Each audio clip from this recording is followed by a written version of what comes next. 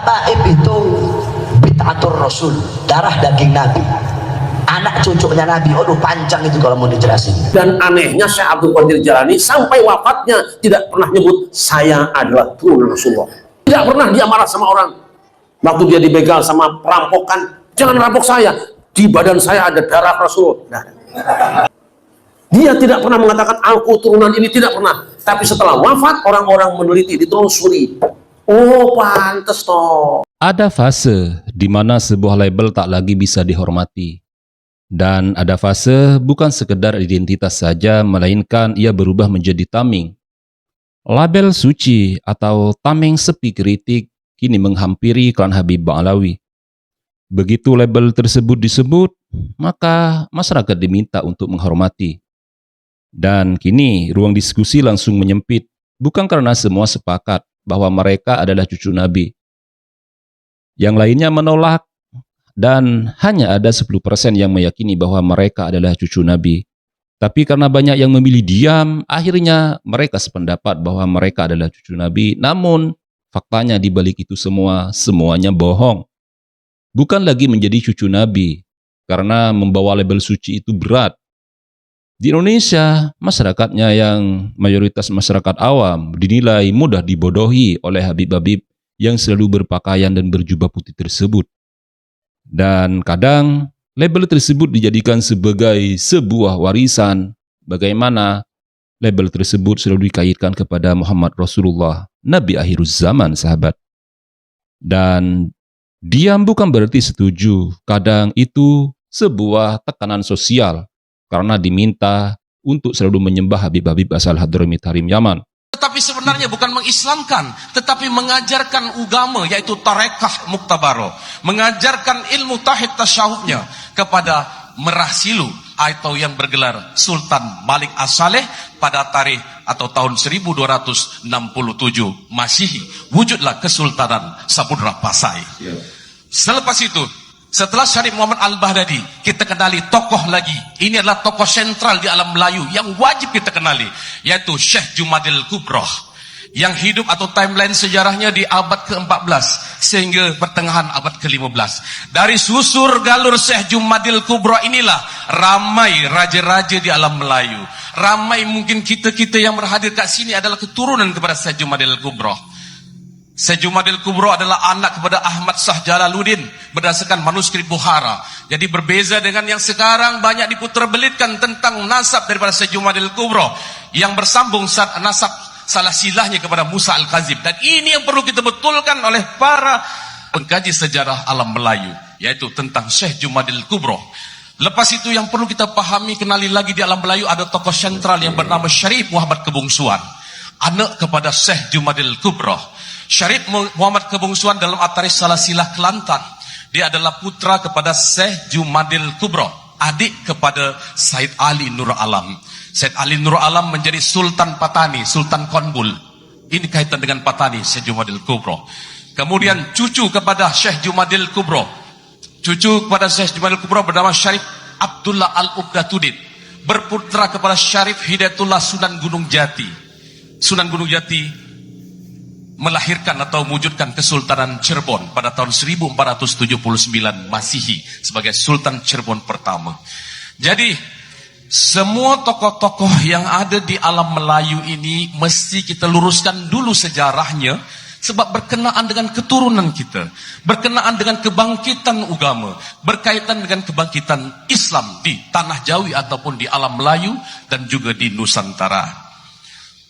Selain daripada itu, tuan-tuan dan puan-puan, tokoh ini Syarif Muhammad Kebungsuan di dalam manuskrip Mindanao Darussalam atau Maharaja Tabunawai itu datang ke wilayah Mindanao pada tahun 1420 Masehi, menurunkan keturunan di wilayah Mindanao.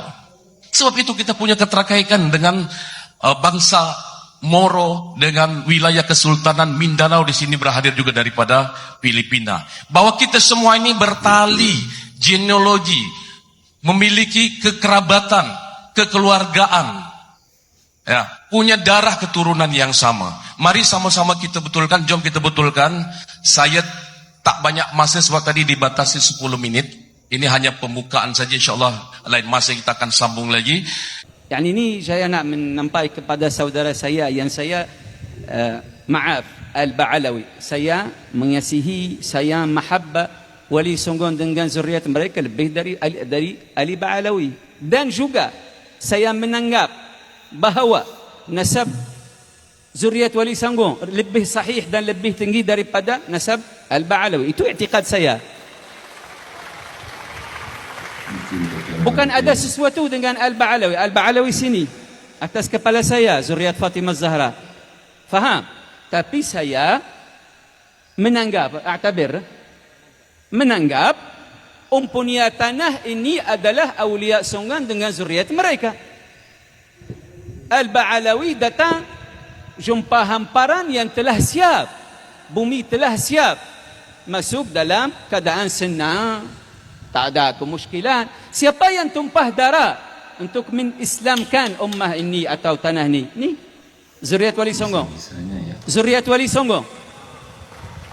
Jangan datang dari jauh nak ambil buah-buahan kerja orang lain. Mafhum?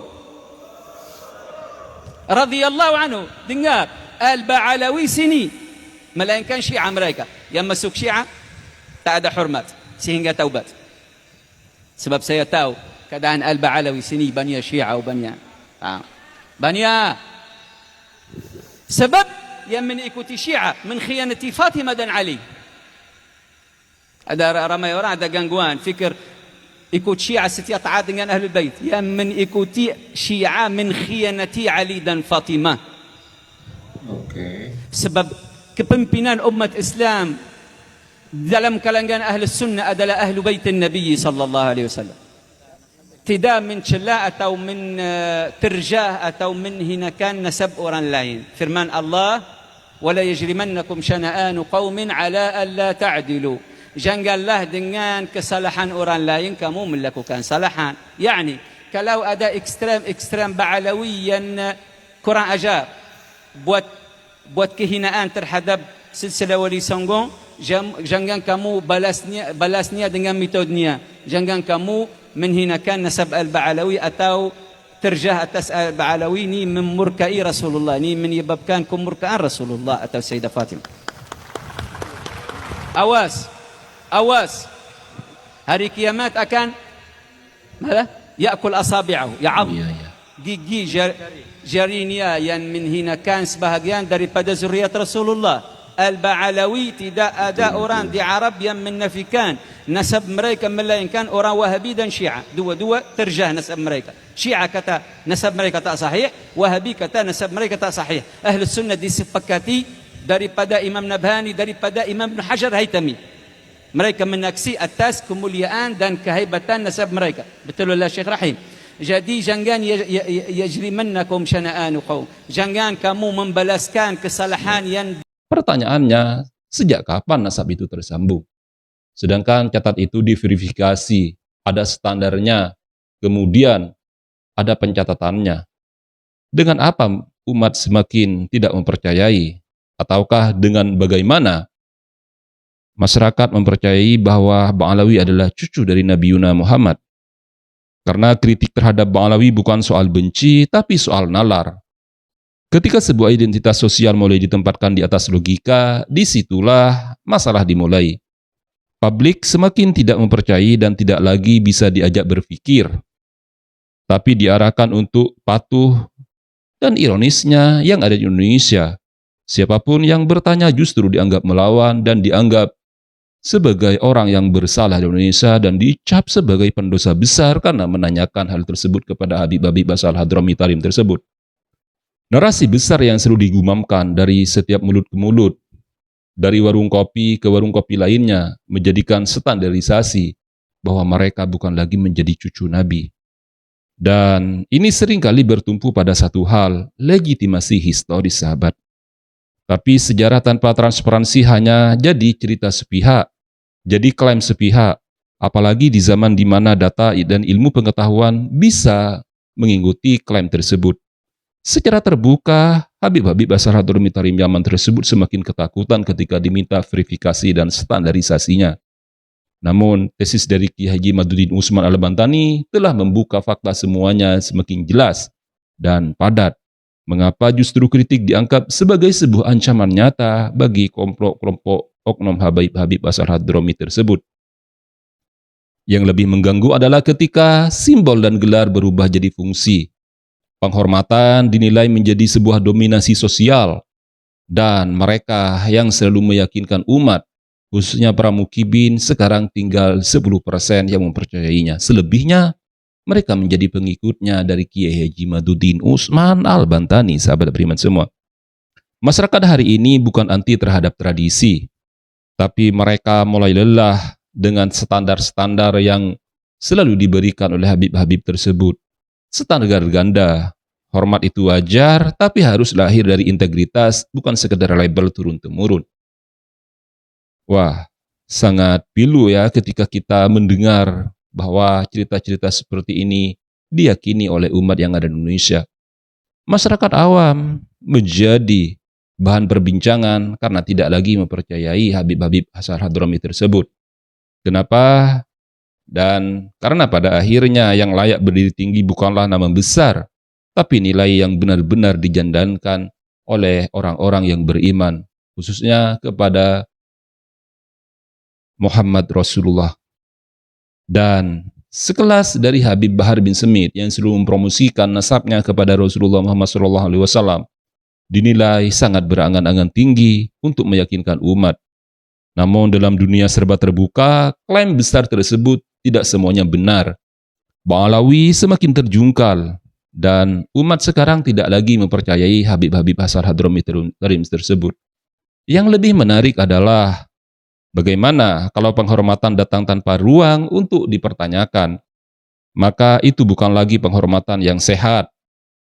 Masyarakat yang selalu dicekoki dengan cerita-cerita hurafat dan kuburan-kuburan palsu agar masyarakat bisa mendatangi kuburan-kuburan tersebut diyakini sebagai tindakan yang ilegal di Indonesia. Faktanya banyak kuburan-kuburan dan makam-makam yang ada di Indonesia yang dibongkar dan ternyata tidak ada isinya dan tidak ada mayatnya. Wah, pelecehan sekali ya saya rasa. Yang lebih menarik, publik hari ini mulai berubah, tidak mempercayai lagi, tidak menghormati lagi, dan tidak pernah menaruh simpati lagi kepada Habib-Habib tersebut. Dan mereka mulai mengisi, bukan sekedar label.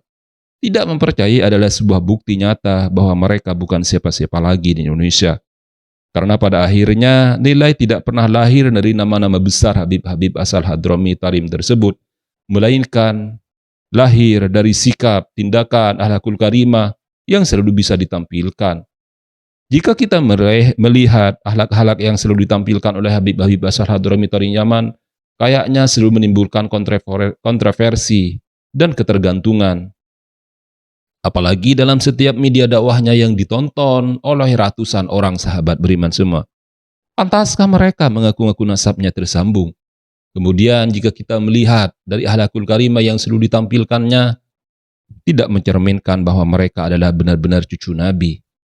Innalillahi wa inna ilaihi raji'un. Praktik sosial atau budaya secara objektif yang kita lihat sampai detik ini menimbulkan gesekan-gesekan di tengah masyarakat multikultural. Perdebatan soal nasab dari sudut pandang akademik selalu menimbulkan polemik besar di negeri ini. Karena kritik kultus individu tanpa menyerang identitas kelompok menjadikan klan Habib Alawi tidak bisa menjawab pertanyaan-pertanyaan dan silang pendapat di antara pembetal nasab dan Robito Alawiyah, sahabat beriman semua. Dan dalam ruang publik modern, klaim otoritas, baik berbasis gelar, keturunan maupun simbol dan label menjadikan sistemnya diuji dengan akal sehat, bukan dengan marah-marah, karena ketakutan-ketakutannya, sahabat beriman semua. Ketika masyarakat diminta percaya tanpa verifikasi, disitulah kritik menjadi penting, bukan untuk merendahkan tapi untuk memastikan bahwa penghormatan lahir dari integritas bukan sekedar label suci yaitu cucu Nabi. Warisan dari klan Habib Ba'alwi adalah cucu Nabi yang selalu digambar-gemborkan dan selalu ditawarkan oleh Habib-Habib tersebut kepada masyarakat awam. Masyarakat mulai gerah, mulai jenuh, dan mulai bosan dengan tindakan-tindakan yang selalu dipertontonkan oleh Habib-Habib tersebut. Bagaimana kelanjutannya? Nantikan video terbaru dari kanal Muslim Orientalis, sahabat beriman semua. Saya akhiri polemik di sini. Wassalamualaikum warahmatullahi wabarakatuh.